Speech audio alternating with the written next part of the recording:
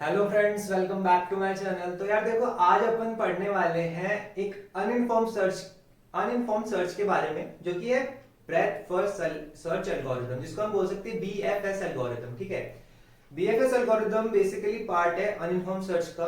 Uninformed search हमने पिछले lecture में डिस्कस कर ही ली है कि अनइन्फॉर्म्ड सर्च क्या होती है। ठीक है, अपन बीएफएस को देख लेते हैं। ठीक है, तो बीएफएस देखो बेसिक सी फंडा है breadth first search. Breath first search क्या करती है कि हमें लेयर बाय लेयर लेके चलती है। ऐसे समझो कि एक समंदर, एक पूल है, पूल के अंदर मुझे सीखना है कुछ, ठीक है, कुछ ढूंढना है। तो मैं क्या करूंगा, पहले फर्स्ट लेयर में देखूंगा, फिर सेकंड लेयर में देखूंगा, फिर थर्ड लेयर में देखूंगा। ठीक है, एक है कि मैं पूरा नीचे कूद जाऊं एक ही बार में, एकदम डेप्थ पे चला जाऊं, फिर देखूं कि भैया है क्या यहाँ पे।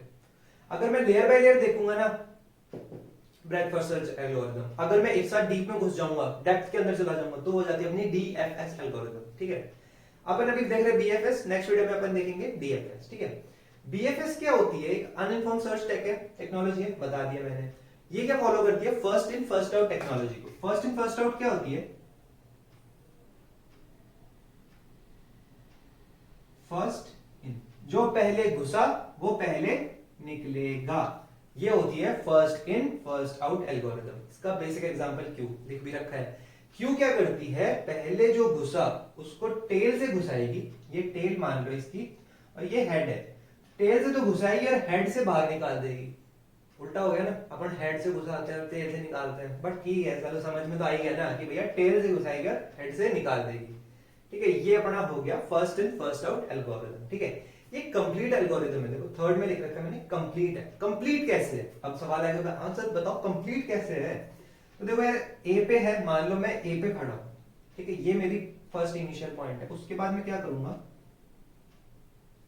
सेकंड, ये मेरी स्टेज अगर जीरो है ना, और ये मेरी स्टेज वन है, मान लो मेरी स्टेज जीरो है, ये स्टेज वन है और ये स्टेज टू है। तो ये क्या करेगा, पहले स्टेज जीरो पे गया, देखा, काम करा, उसके बाद फिर स्टेज वन पे गया, देखा, काम करा, फिर गया स्टेज टू पे, देखा, काम करा, अगर नीचे और स्टेज है तो उस पे, फिर और स्टेज है तो उस पे।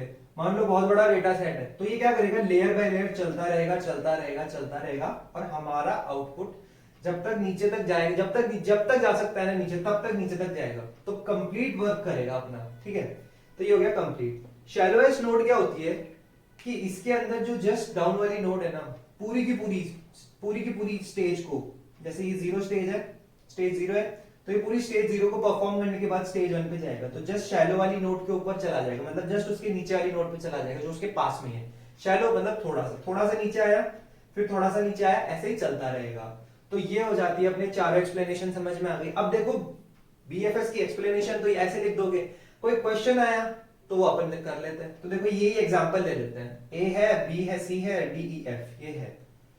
फर्स्ट स्टेज जीरो पे खड़े अपन, ठीक है, स्टेज जीरो से स्टार्ट करेंगे। तो जीरो पे क्या है, ए मतलब कि मेरा फर्स्ट इनिशियल स्टेट है ए को मैं क्या करता हूँ, क्यू में डाल देता हूँ।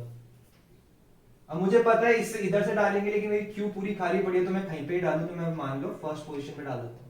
मैंने बोला कि यार यहाँ पे सिर्फ और सिर्फ ए ही है, तो मैं उसको परफॉर्म कर देता हूँ। परफॉर्म कर दिया मतलब कि उसको बाहर निकाल दिया। ठीक है, परफॉर्म कर दिया तो बाहर निकाल दिया, परफॉर्म कर दिया तो काट दिया। ऐसे समझो कि जो निकल गया या जो कट गया, इट इज कम आउट, वो बाहर आ गया। उसके नीचे वाली नोड्स, जो उसके ऊपर ऑपरेशन होने के बाद जो नोड्स है ना, वो डाल दो।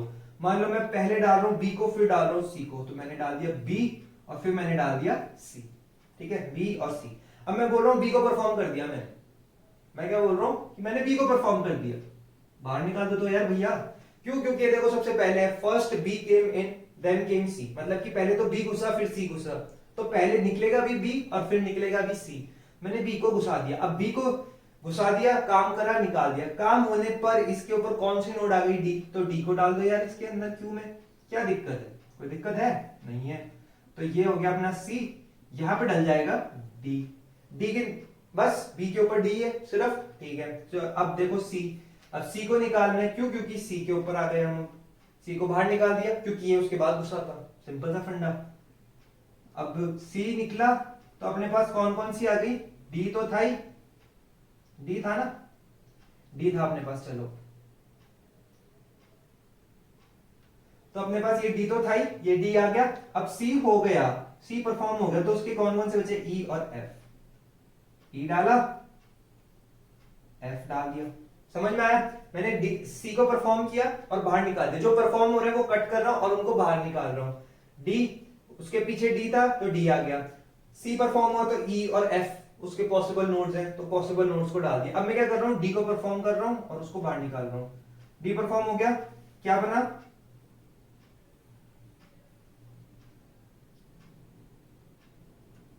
E F. मैंने बोला ई को परफॉर्म कर दिया, ई को बाहर निकाल दे, क्या बचा? एफ। मैंने बोल दिया भैया एफ को भी परफॉर्म कर दे, क्या बचा? कुछ नहीं, कुछ भी नहीं बचा, बस खाली पड़ी है। क्यों? क्योंकि मैंने देखो सारे ऑपरेशंस कर दिए, ये यहां तक आया, फिर डी ई एफ, एफ हो गया, एफ के बाद तो कुछ ऑपरेशन था ही नहीं क्योंकि ये तो लीफ नोड है, इसके बाद तो कुछ है ही नहीं, तो ना कुछ डाला ना कुछ निकाला, जैसे ही परफॉर्म हुआ क्यू खाली हो गई, मैंने बोल दिया ऑपरेशन कंप्लीटेड। यहाँ पे मेरा ऑपरेशन कंप्लीट हो गया। तो यही है breadth first search, breadth wise चलते रहो, ऑपरेशन करते रहो, आउटपुट निकालते रहो, कोई टेंशन नहीं है। ठीक है, समझ में आ गया? चलो तो फिर आज के लिए इतना ही, बाकी कर देखते हैं। Thank you.